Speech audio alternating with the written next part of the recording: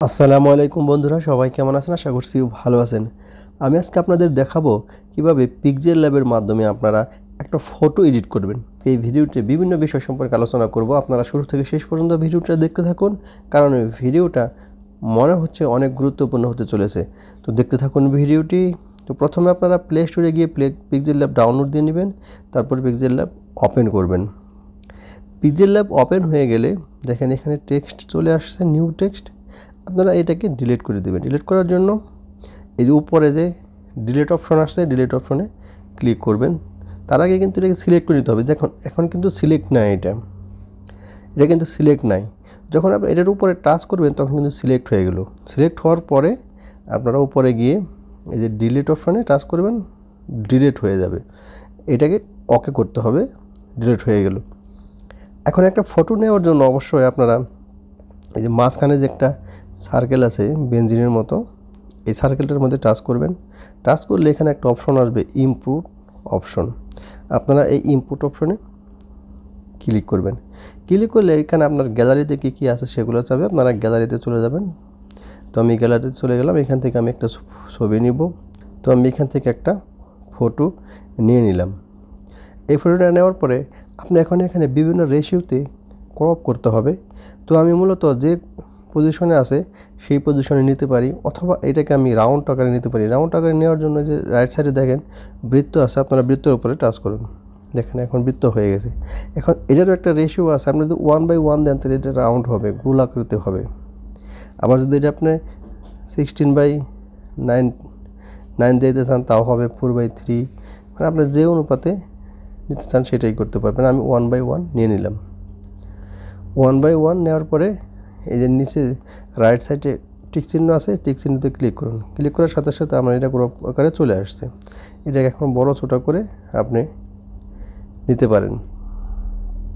দেখেন এখন এটা এইভাবে আপনি যখন দিয়ে দিবেন, এখানে সাইজ কিন্তু ছোটো বড় করতে পারেন। তো আমি এটা নিয়ে নিলাম। নেওয়ার পরে এখন এই ফটোটার পিছনের যে ব্যাকগ্রাউন্ড আছে, আমার মনে হয় যে ব্যাকগ্রাউন্ডটা সুন্দর নাই। তো এটা ব্যাকগ্রাউন্ড চেঞ্জ করার জন্য যে রাইট সাইডে লেয়ার অপশন আছে, এখানে টাচ করবেন। টাচ করলে যে ট্রান্সপারেন্ট আছে, ট্রান্সপারেন্ট দিয়ে কেটে দেবেন। কেটে দেওয়ার পরে আপনার এই কালার অপশন আছে লেফট সাইডে, দেখেন এখানে লেফটে গিয়ে এখানে গিয়ে যে কোনো কালার সিলেক্ট করবেন। আপনারা যে কোনো কালার সিলেক্ট করতে পারেন। আমি এই কালারটা রেখে দিলাম। ওকে রাখার পরে আমি এটাকে আর একটু বড় করে দিচ্ছি, স্ক্রিন অনুপাতে বড় করবেন। রেখে দিলাম। এখন দেখেন এখানে মানে আমি যদি ফটোটার কালার চেঞ্জ করতে চাই, অর্থাৎ অনেক সময় হয় না যে আমাদের পুরো ফটোটার কালার একটা কালার করতে হয়, তখন এই যে কালারে টাচ করবেন। টাচ করলে এনেবল করলে দেখেন আমার ফটোটার কালার কিন্তু এরকম হয়ে গেছে। মানে ফটোটারে একটা কালার দিব, দেখেন এরকম। অনেক সময় হয় না আমাদের ফটোর ছায়ার প্রয়োজন হয়, মানে ছায়ার প্রয়োজন হয় যে আমার এই ফটোটা দেবো না, কিন্তু ফটোটার ছায়া বা ডার্ক শ্যাডো হয়ে গেলে ভালো হয়। এরকম করে দিতে পারেন কালার, শুধুমাত্র কালার হবে এক কালার, ওই শেপের একটা কালার হবে। তো আমি এটা সিলেক্ট করবো না। তো এখান থেকে মনে করেন আপনারা এর স্ট্রোক দিতে পারি। ফটোটার স্ট্রোক দেওয়ার জন্য এই যে দেখেন এখন চারপাশে কিন্তু একটা দাগ হয়ে গেছে।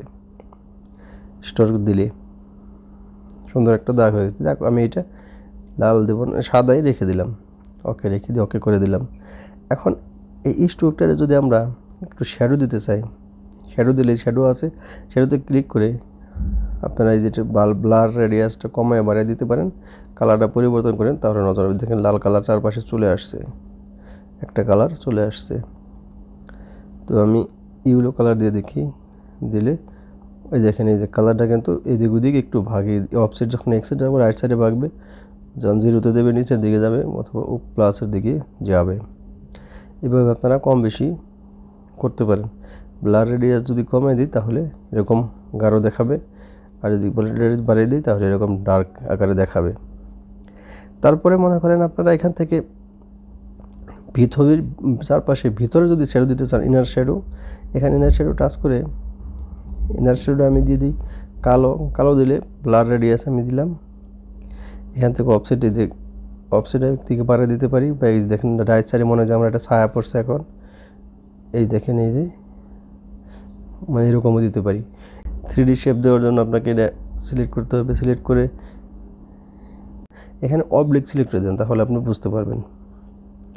অবলিক সিলেক্ট করলে এখানে কমায় দেন, দেখেন এই যে আস্তে আস্তে কমতেছে 3D শ্যাডো।